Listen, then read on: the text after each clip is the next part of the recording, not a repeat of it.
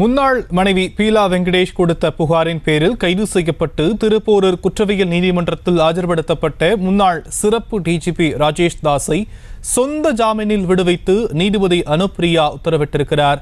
விவரங்களை எம்முடைய செய்தியாளர் காமேஷிடம் கேட்கலாம். காமேஷ், என்ன நடந்தது? வணக்கம் ஷாம்.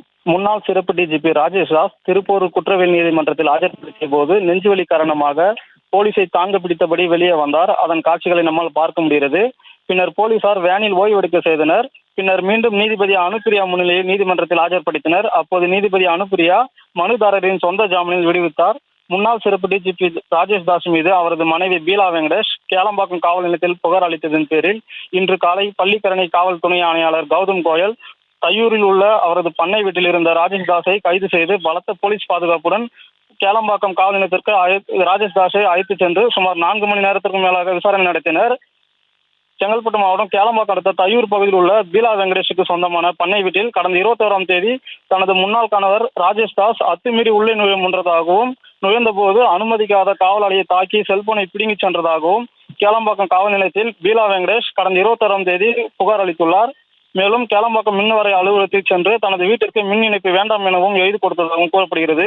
இந்த புகாரின் பேரில் கேளம்பாக்கம் போலீசார் முன்னாள் சிறப்பு டிஜிபி ராஜேஷ் தாஸ் மீது கொலை மிரட்டல், அத்துமீறி நுழைதல், தாக்குதல் உள்ளிட்ட 5 பிரிவுகளின் கீழ் வழக்கு பதிவு செய்தனர்.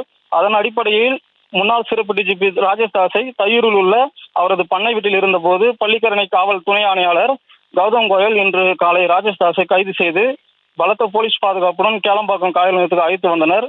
அதனைத் தொடர்ந்து சுமார் 4 மணி நேரத்திற்கு மேலாக காவல் நிலையத்தில் வைத்து விசாரணை நடத்தினர்.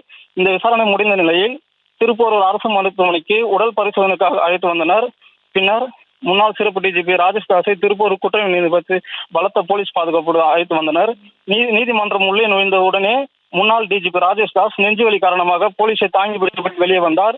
வெளியே வந்த அவரை போலீசில் வேனில் ஓய்வெடுக்க வைத்தனர். பின்னர் சிறிது நேரம் கழித்து மீண்டும் டிஜிபி ராஜேஷ் தாஸை நீதிமன்றத்தில் நீதிபதி அனுப்பிரியா முன்னிலையில் ஆஜர்படுத்தினர். அப்போது நீதிபதி அனுப்பிரியா மனுதாரரின் சொந்த ஜாமீனில் விடுவித்தார். பின்னர் முன்னாள் டிஜிபி ராஜேஷ் தாஸ் அவரின் ஆதரவாளர்களுடன் தாங்கி பிடித்தபடி காரில் ஏறி மருத்துவமனைக்கு பரிசோதனைக்காக சென்றுள்ளார். ஷாம், தற்போதைய விவரங்களுக்கு நன்றி காமேஷ். செய்திகளை உடனுக்குடனும் துல்லியமாகவும் தெரிந்து கொள்ள சப்ஸ்கிரைப் பண்ணுங்க.